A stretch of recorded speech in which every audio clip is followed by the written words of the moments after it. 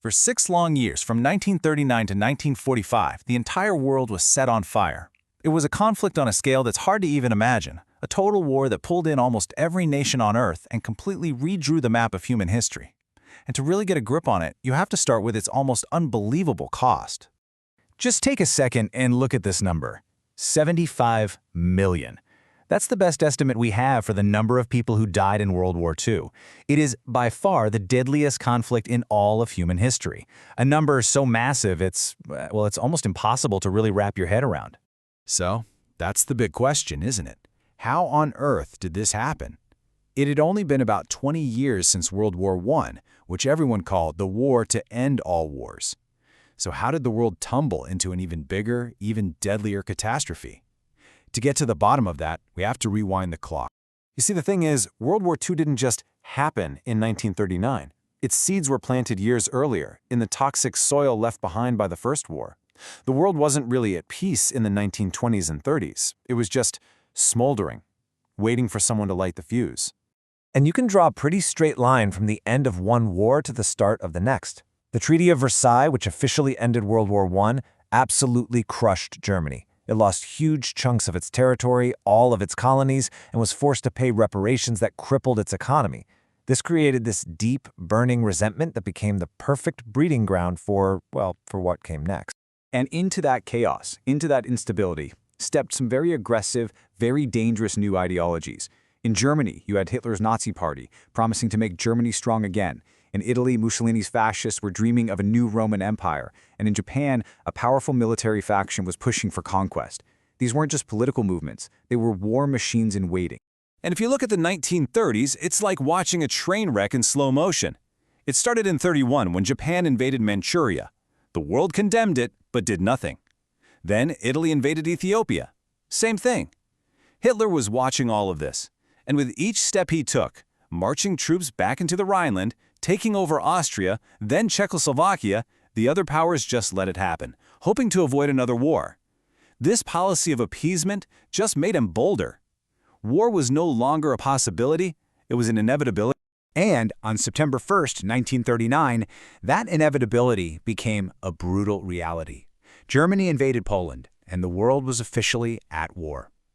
The first phase of that war was just a shock, a blur of speed and terrifying success for the Axis powers.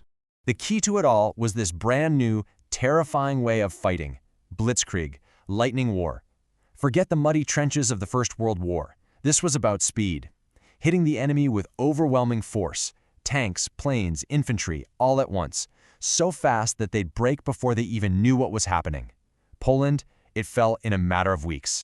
I mean, the results were just staggering. Look at this list. In less than a year, the Nazi war machine had rolled over most of Europe. The fall of France, in particular, was a psychological blow that can't be overstated. It left Great Britain standing pretty much alone against a continent controlled by Hitler. Now, across the ocean, the United States was officially neutral. Most Americans did not want to get dragged into another European war. But President Roosevelt could see the writing on the wall. With this famous quote, he basically said, "Okay, we're not sending soldiers, but we are going to become the factory for the Allies." The U.S. started pumping out ships, planes, and weapons, a vital lifeline that kept Britain in the fight. But the event that finally threw the United States into the war didn't happen in Europe. On a quiet Sunday morning, December 7th, 1941, Japan launched a devastating surprise attack on the U.S. naval fleet docked at Pearl Harbor, Hawaii. In that moment, the conflicts in Europe and Asia merged into one true, global war. Okay, so for those first few years, the Axis powers really did seem unstoppable. It looked like they might actually win. But starting in late 1942 and heading into 43, a series of absolutely pivotal battles fought thousands of miles apart began to turn the tide for good. And what's so incredible is that the shift happened on all fronts, almost at the same time. First, you've got America officially in the war, and its industrial power, the arsenal of democracy, kicks into overdrive. Then, out in the Pacific, the U.S. Navy scores a massive victory at the Battle of Midway, crippling the Japanese fleet. And then, maybe the biggest turning point of all, Stalingrad. The German army suffers an absolutely catastrophic defeat on the Eastern Front, losing an entire army.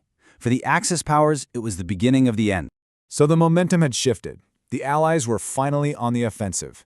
But, and this is a huge but, Winning was going to be a long, brutal, grinding process. It was going to come at a price that is almost beyond belief. Just think about this number for a second. 27 million. That's not the death toll for the entire war. That's the estimated loss of life for just one country, the Soviet Union. The fighting on the Eastern Front was just a different level of brutal. And this chart really puts the human cost into perspective. Just look at the two biggest slices, the Soviet Union and China. Between them, they account for well over half of all the deaths in the entire war. The scale of the suffering there was just immense. So how did it end in Europe? It basically became a race to Berlin. The final push started with the D-Day landings in June 1944. From that point on, the Western Allies were pushing from the west, across France, while the Soviets were relentlessly advancing from the east. They squeezed Germany between them until the Soviet flag was flying over the ruins of Berlin, forcing Germany's unconditional surrender. Victory in Europe. But even with Germany defeated, the war wasn't over. Japan was still fighting fiercely.